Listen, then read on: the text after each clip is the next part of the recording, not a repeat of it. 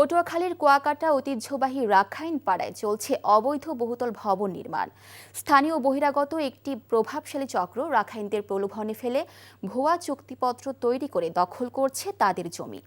অবৈধ বহুতল ভবনের নিচে চাপা পড়ছে সাবেক প্রধানমন্ত্রী বেগম খালেদা জিয়ার উপহার। এতে হারিয়ে যেতে বসেছে 240 বছর পুরনো রাখাইনদের কৃষ্টি ও সংস্কৃতি। পটুয়াখালী থেকে কাজল বরণ দাসের পাঠানো রিপোর্ট।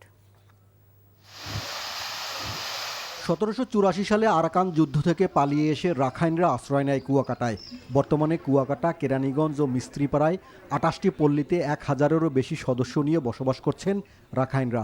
2004 সালে তৎকালীন প্রধানমন্ত্রী বেগম খালেদা জিয়া রাখাইনপাড়া পরিদর্শনকালে তাদের ঝুপড়ি ঘরের জীর্ণ দশা দেখে জীবনমান উন্নয়নে উন্নত ও দীর্ঘস্থায়ী মানের টংঘর উপহার দেন। কিন্তু বর্তমানে সেই টংঘর অপসারণ করে অবৈধভাবে বহুতল ভবন নির্মাণের অভিযোগ উঠেছে একটি প্রভাবশালী চক্রের বিরুদ্ধে।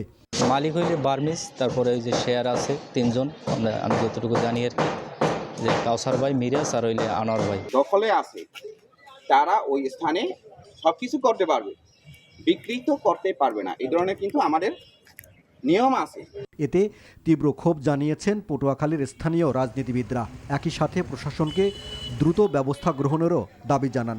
কুয়াকাটা উন্নয়ন কর্তৃপক্ষ সরকার ঘোষণা করেছে, কিন্তু বাস্তবে এর কোনো কাজ আমরা দেখি না।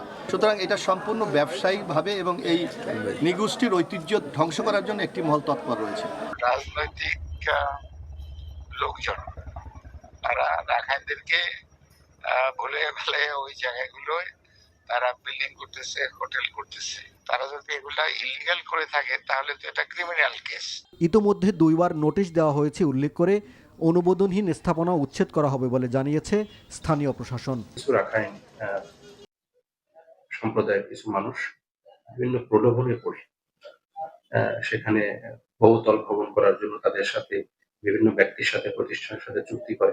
আমরা এটা তদন্ত করব, সুবিচারের ব্যবস্থা করব। রাখাইন সম্প্রদায়ের ঐতিহ্য রক্ষায় দ্রুত কার্যকর ব্যবস্থা না নিলে অচিরেই কুয়াকাটার এই ঐতিহাসিক জনপদ বিলীন হয়ে যাবে বলে ধারণা সংশ্লিষ্টদের। NTV news desk. বান্ডেল থাকলে প্রতি সেনমানিতে টাকা বাঁচবে। বিকাশ সেনমানি বান্ডেল কিনে জিতুন প্রতি লেনদেনে।